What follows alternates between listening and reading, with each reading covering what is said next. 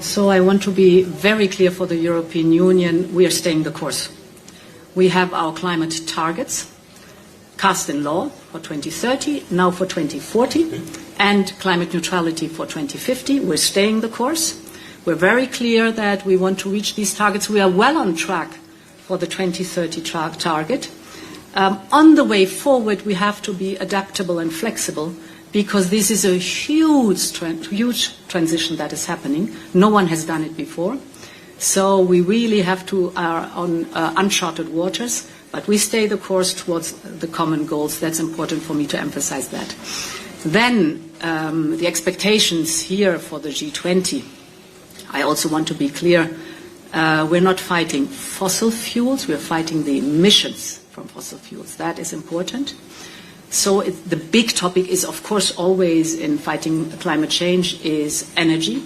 If you look at the cut of emissions, I can only speak for the European Union, the last 20 years we have cut the emissions by 50%. This cut has mostly taken place via reducing emissions in energy. So this is vital, and here we're talking about clean energy. It's either renewables or nuclear energy. And you're right, climate change is mostly affecting, of course, emerging economies. But they are often also the ones who have now the resources, as I just said, for fighting climate change and having alternatives, clean alternatives for energy.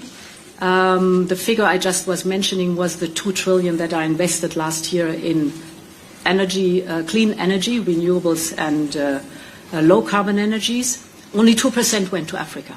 And here we have to change the balance. Much more investment has to go to Africa.